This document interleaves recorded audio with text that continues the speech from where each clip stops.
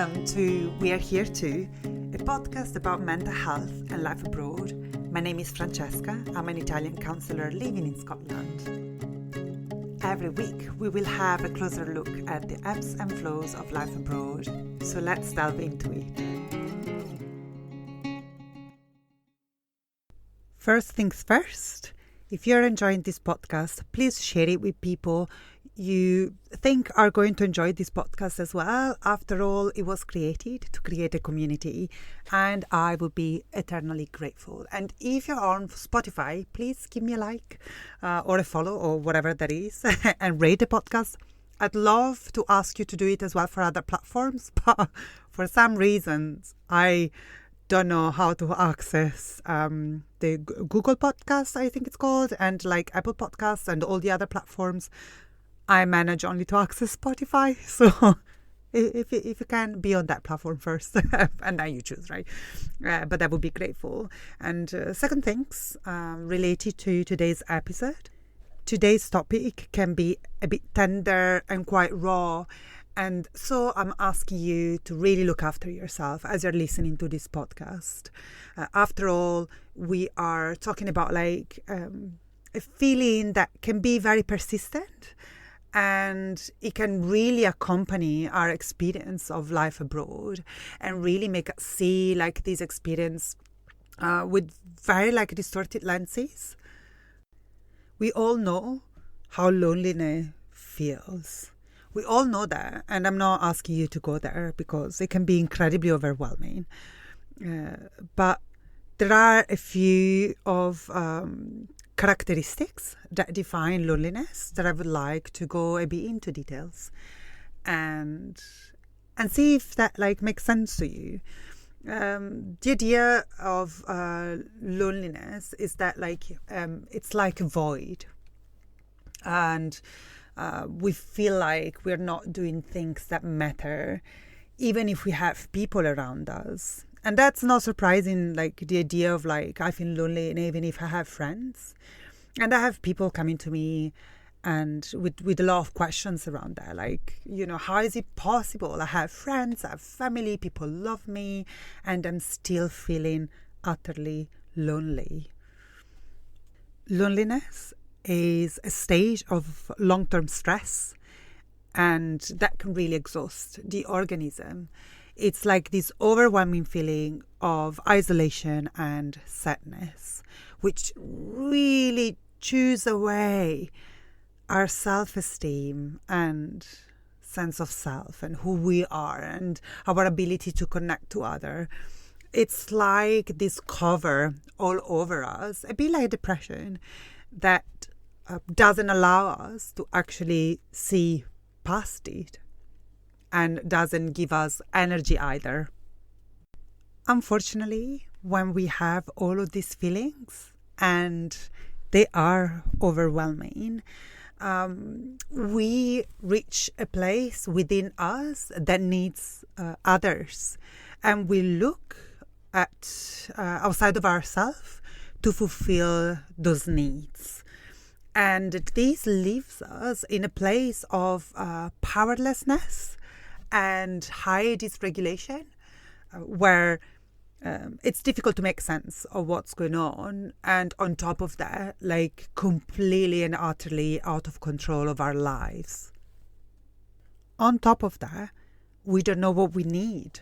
It's like a spiral. We are out of control. We are trapped in this vortex where we feel isolated from others, even if others and other people are in our lives. We feel paralyzed and stuck, and we have this overhanging sense of doom and gloom that we cannot shake off. Let's face it, with such demanding life and limited resources, the global health crisis, in some countries there are human rights violations. It's no surprise that our bodies are in continuous stress. They're under stress all the time. And some of us can find ways to relieve that stress and have the resources to relieve that stress and others don't, or they have less capacity. And this capacity and access to resources varies, and it's like a roller coaster, let's put it that way. Like there are like ups and downs, and sometimes we are more capable and more resourceful than others, and that can really dictate how like our body is able to expel all the stress that is accumulating. But that's life, right? Like as I said, like in last episode, we're going a certain directions. And life has a direction with ups and downs and ebbs and flows, and it's just a matter of like learning how to go with these flows, right? But when we are in a place where we feel lonely, life is so ugly in that moment that like thinking about like, oh yeah, I just have to ride this wave and it's gonna be fine. Well, easy said than done when you are in it. But what we know for a fact is that our body are under stress. We are trying to keep it safe, and that simple act of keeping the body safe is energy consuming. And because we are so busy making sure that our body is safe and is regulating, that is calming down, and is looking around the room and the environment and perceiving it as safe, that's distracting us from the outside world in a way, and it doesn't give us an opportunity to make connection. Because when the body is under stress and is under threat, we are not in a position to create connection. That doesn't work, because when the body is under threat, we need to either run or attack. We need to do something which is not connecting. And so if we keep on like being under stress, it's impossible that actually we are in a place where we feel like, oh, I just want to connect to that person, to do things that matter, to expand my social circle. It's impossible. Like physiologically, your body cannot do both things at the same time. This means that we lose a sense of like who we are because we are constantly trying to fight against these stimuli that we perceive as not safe, and it's difficult to find a sense of where we belong. As simple as that. And on top of that, if we add social media, that on one side is so great, especially for our life abroad, because we can really use and exploit that, so we can connect to the people who are in our lives, and they were in our lives before we moved abroad. On the other side is connecting really like these reality where we are engaging less and less and less in real life, and we create more and more community in the cyberspace, and add like an incredible capitalistic work culture, the fact that maybe we are not represented in the places where we are, on the media of the new place, but even like on the media on the place, of our country of origin, connect and, put all of this stuff together in the same pot and stir, and what do you have out of it, right? Like I'm getting anxiety by thinking about it, but it's true that I'm saying all of this, and I'm saying all of this because a part of me is thinking about like my life abroad and how at times, and it happened a few times, right? Like I've been abroad for so long and I changed countries for so long that it's normal that these things happen, and they happen in cycles. But when I think about my life abroad, everything is really up in the air.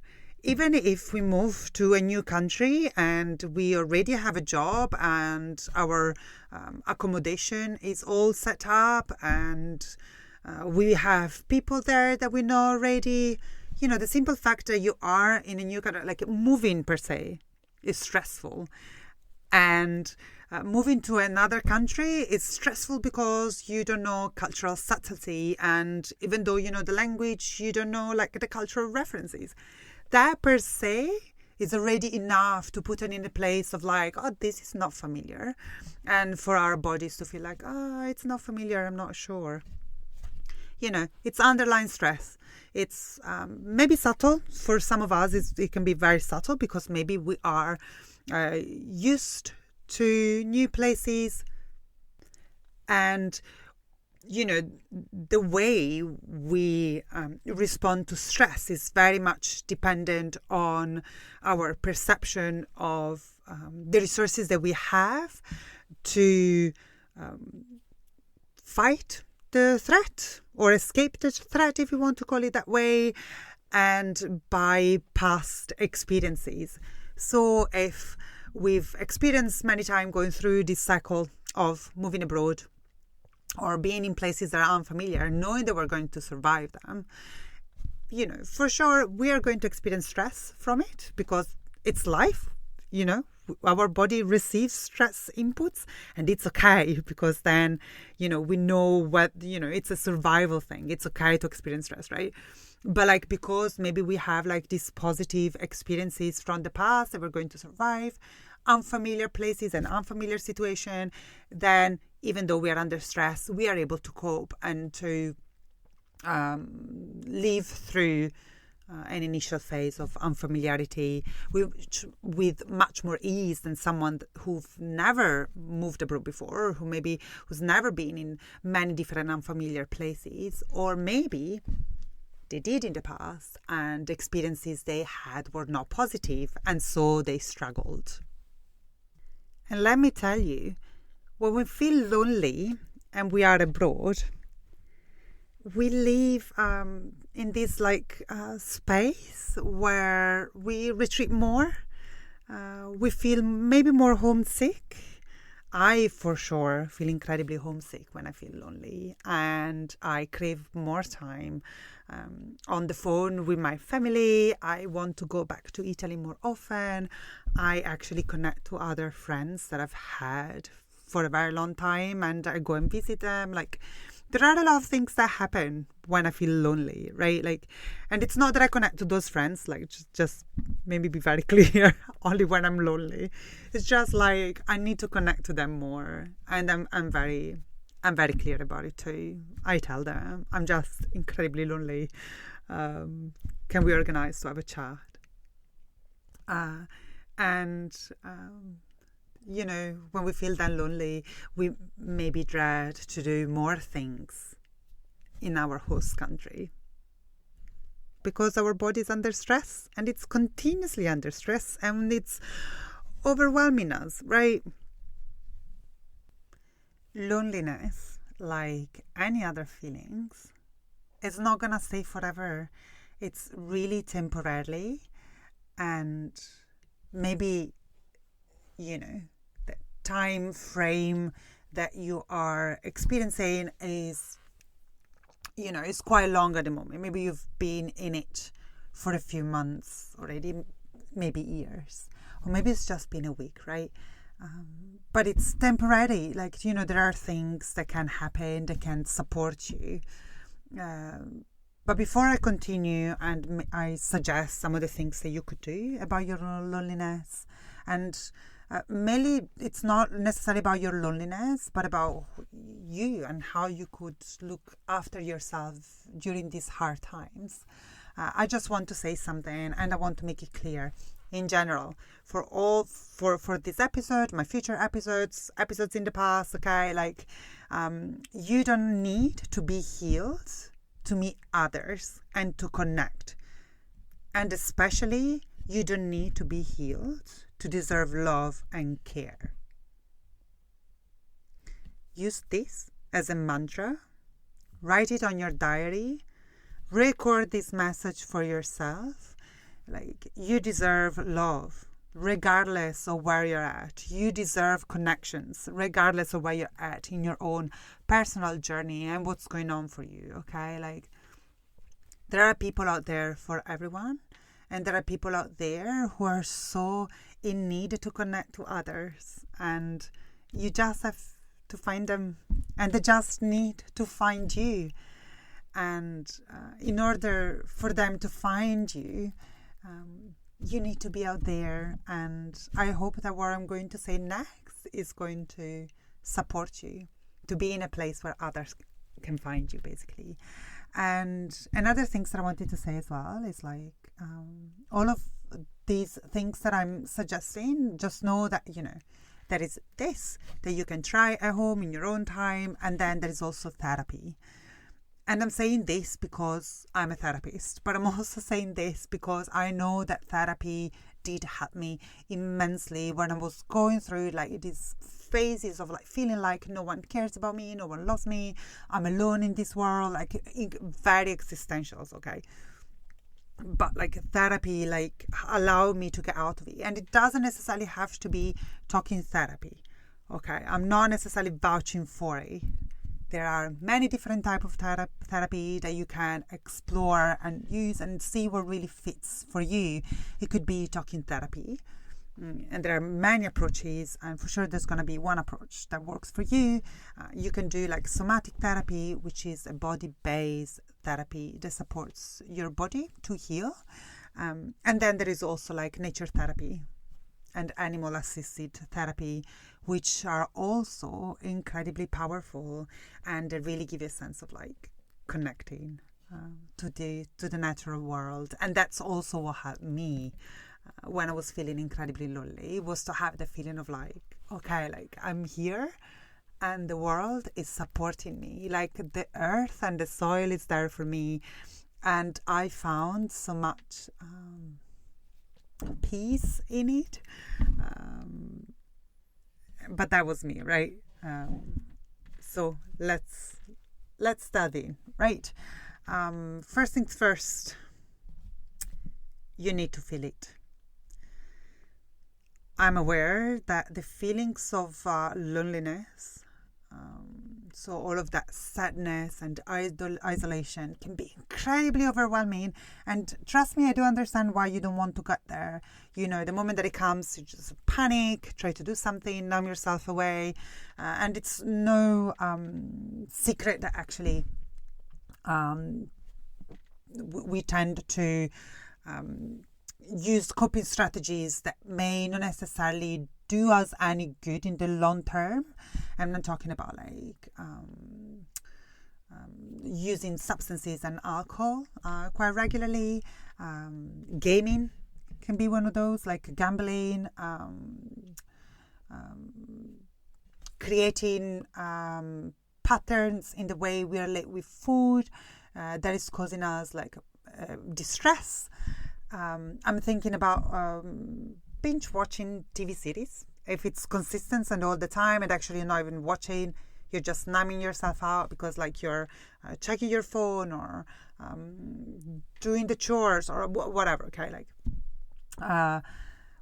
some people also use like sex to cope. So whatever that is, if it feels like you're doing it and it's bringing you no good, then that's a sign, okay, that you're trying to cope because something is too overwhelming to actually face.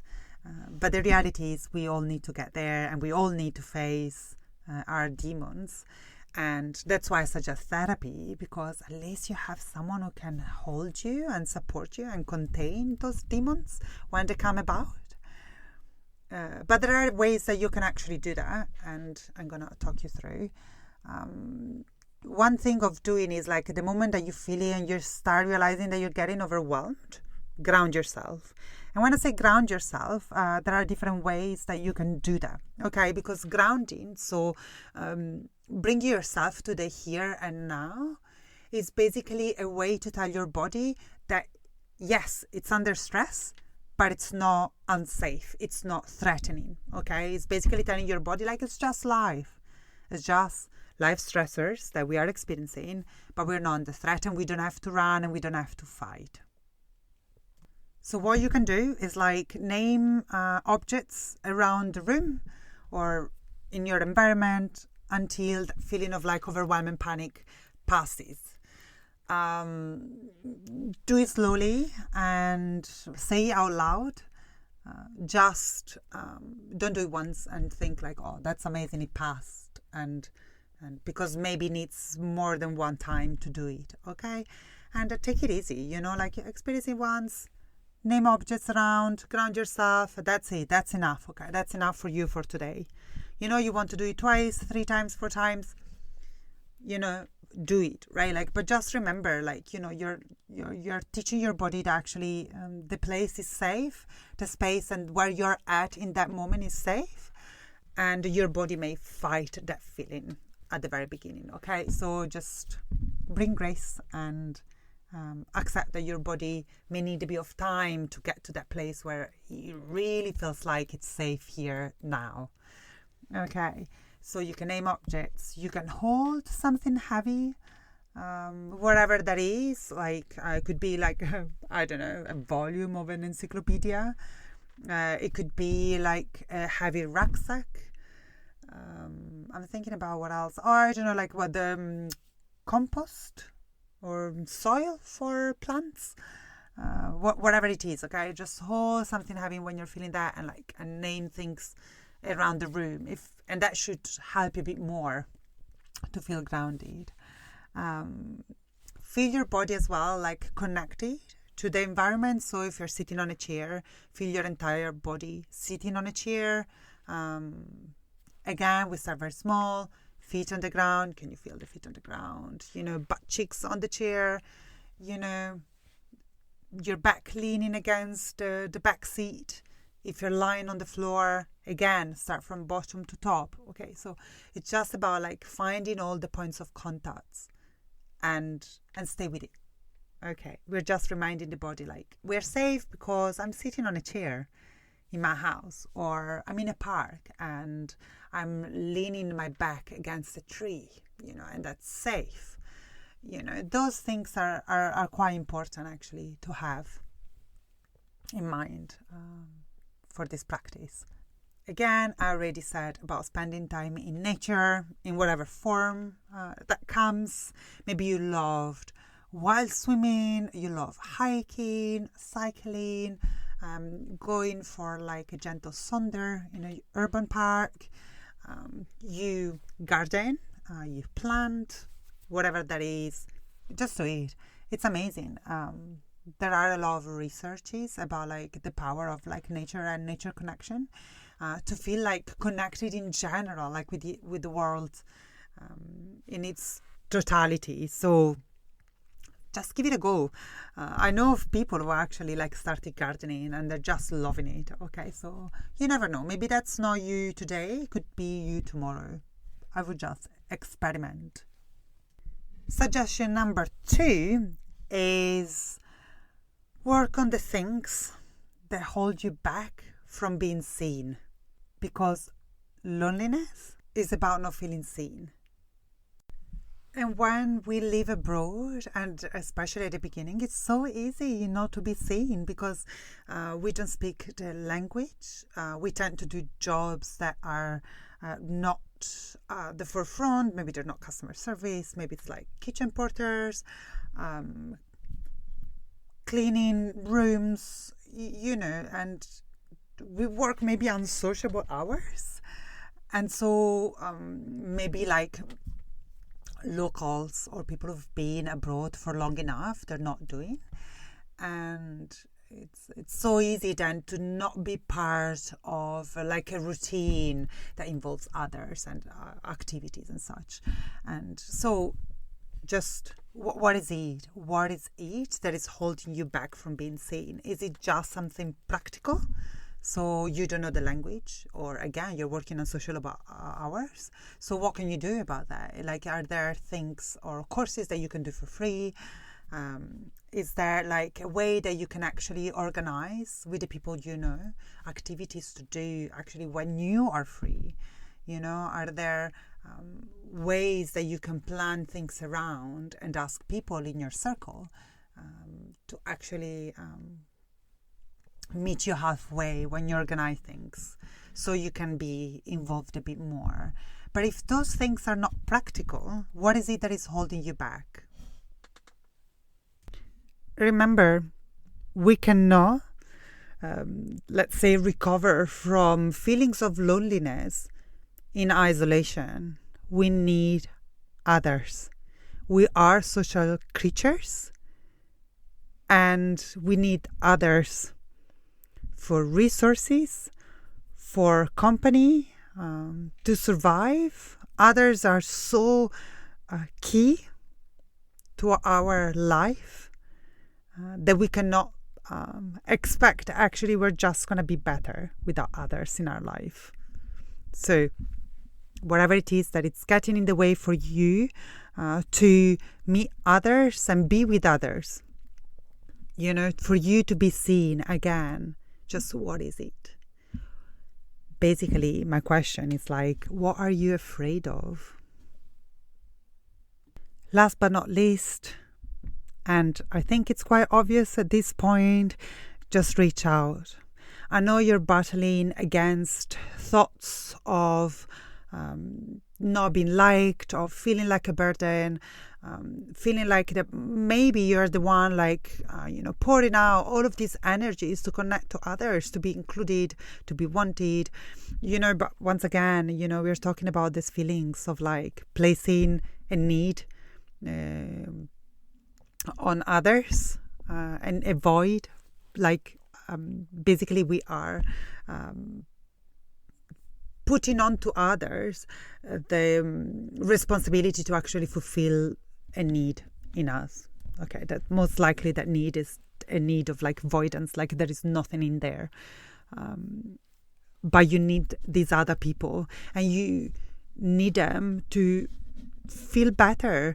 And although the responsibility is on you to actually find ways to feel better, other can just be like companions, and they can be supportive, and you don't have to spend time with them telling them everything that is going wrong for you if that feels like an obstacle for you to be seen and for you to reach out, because you don't want maybe to be of a burden. But you can just go for a walk, you can go and visit a museum, you can have a coffee, you can have dinner or lunch together, you can go to a class together, you can go to the swimming pool together, or a cycle or a hike. It doesn't matter, a hobby.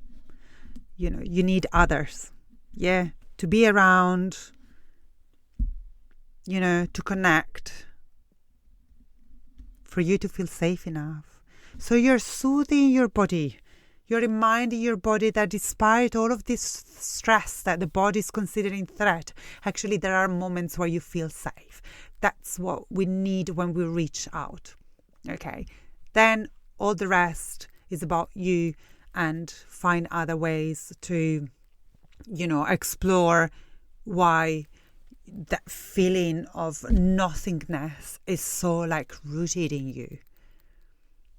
But let's use others to feel like we are safe. Just like that, we are at the end of episode 6 of season 3 already. So I hope you enjoyed it, and just give it a like, as I said at the beginning. I would be much appreciated, and share. And I hope you enjoy it, and see you next time. Bye.